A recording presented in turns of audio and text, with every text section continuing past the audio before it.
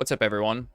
So this is a video about the Asus situation. This is not a Asus Defender video. I'm not defending them in any way. I just want to cover a few things that I found throughout the past couple of days browsing, listening to you guys in the comments of the last video I posted, and pretty much just checking out new sources.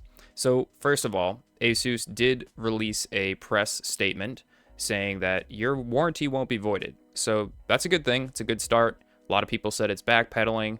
I am unsure of what to say about it. Let's start with the beta BIOS situation.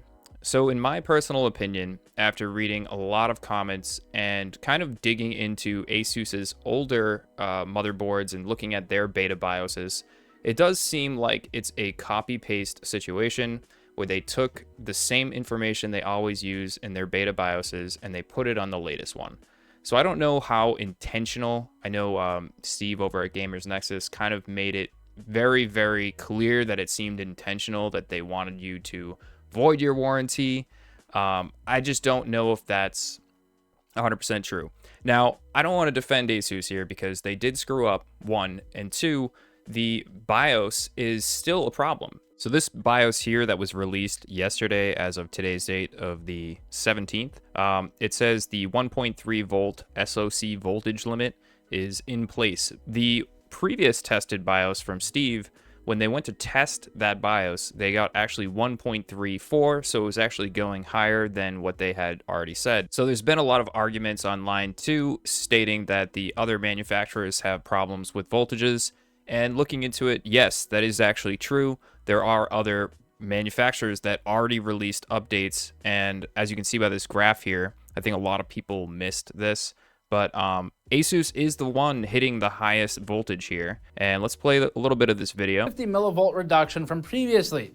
This then results in a 1.3369 volt measurement at the socket with Expo 1 and a G-Skill kit that we have. And with Expo 2, we saw a 1.3381 volt result. So as you can see, Asus is still pumping the highest voltage into their board. Even after the fix, they're still hitting a number that's considered unacceptable. So they are, in a sense, at fault here. I really saw all these comments recently about this, and I wanted to look into it and see if anyone else is really fixed to this. Maybe Asus was the only one that blew up, but no, it turns out that a lot of these companies did have a problem. If we go back here on WCCF Tech, we have April 27th. A lot of these companies released updates, Asus being one of them in here, which clearly didn't work out for them, but MSI has one, and ASRock, everyone keeps asking about ASRock, but if we look at the graph that Gamers Nexus had, it clearly shows the voltages are much lower than Asus. So shortly after I had looked at the Gamers Nexus graphs and said, okay, well, Asus is the only one that's having the voltage issue right now. Well, it turns out that's actually not entirely true.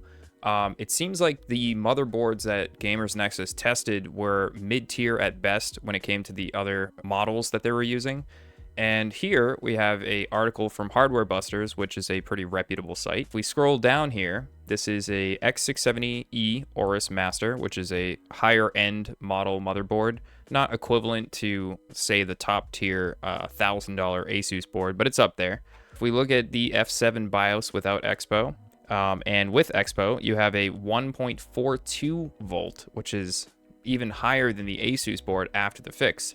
So they are not the only company with this problem. I think the biggest thing that saved Gigabyte here is not putting in some kind of disclaimer that the second you download this BIOS, your warranty is voided. And that's kind of wrapping around to the beginning where most of the fire is landing on Asus right now. That being said, let me read this little segment that they wrote. With the BIOS that claims to limit V-Core SoC to 1.3 volts, the screenshot above shows that this is not true. The difference is 0.056 volts with a V-Core SoC exceeding 1.36 volts. So, in a sense, they are actually hitting a higher number than the Asus tricked BIOS that was hitting 1.34. This is actually a problem for Gigabyte as well. The thing is that they didn't claim to void your warranty. So now we know that Gigabyte also has an issue, but I kind of want to wrap back around to Asus to bring up why they're so much more under fire than Gigabyte. And the reason being is how they handled it. So the fact that they had that warranty disclaimer there, somebody should have checked that. Somebody should have deleted that. Or if you're going to put out a beta BIOS that you don't believe in yourself, just don't put it out at all. You should have spent more time and perfected it before putting it out to the public. And secondly, the Asus DIY group, the Facebook groups, PCMR, all the different groups online that Asus was either deleting comments or reacting to negatively. I wanted to add one last part into this video.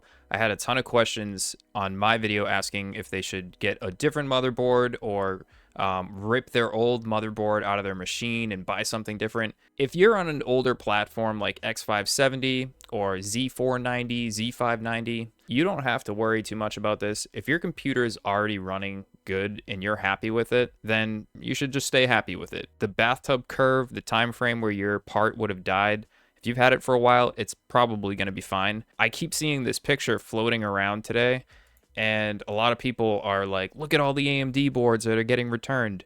Well, first of all, I'm looking at this picture, and yes, this is a shitload of Asus motherboards being returned, but many of them are actually Intel-based motherboards. So I know people are just kind of adding to this fire.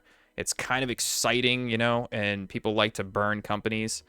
I did in the last video of mine, and I do stand by the Asus quality control issues. I've had tons of problems with my own personal small local company here. I've sold tons of Asus products. I've had days where I've stayed up on the phone for hours trying to fix people's computers. That being said, I don't think you should just rip out your board and sell it.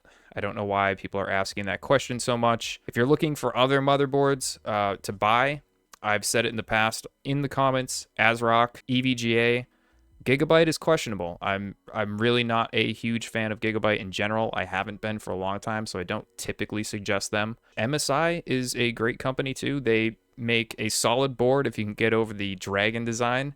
They have an awesome warranty, and they make good VRMs. So anyways, that's going to do it for this video. I appreciate you guys on the last video, all conversating. Toss a like on this video if you enjoyed it, and sub if you want to sub, and peace out for now. Bye.